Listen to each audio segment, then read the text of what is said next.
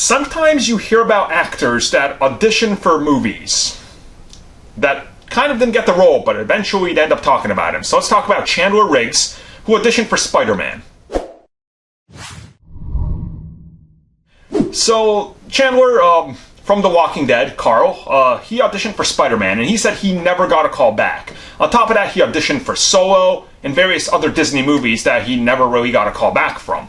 And this is one of those things where I think we kind of knew back in the day, before Tom Holland ever, we knew it was like Asa Butterfield. You know, we heard about Chandler auditioning, and he kind of talked about it, and then he never heard a call back after talking about it, probably because he talked about it.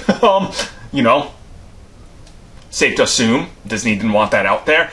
And it's one of these things where you start to understand how Hollywood works. Now, the main reason I'm making this video is to kind of stress this idea of how Hollywood works, right?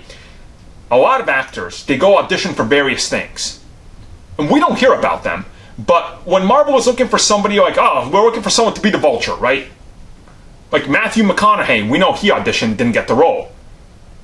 We know that, you know, a few actors auditioned for it, but they didn't end up getting it.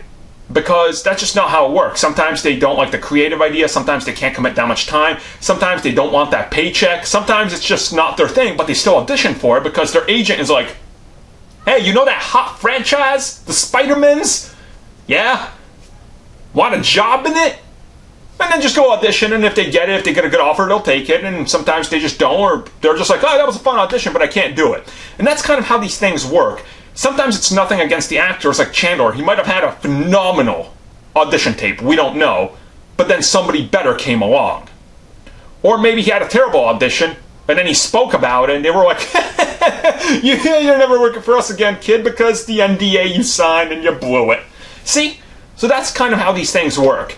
And ultimately, we could have had Matt Damon apparently in like 6 different MCU films as a villain, but he decided to do a small little cameo here and there for various Marvel movies. So sometimes that's just how it goes, and maybe it's for the best, because let's be real, I think Tom Holland is phenomenal, and I couldn't picture Chandler at all.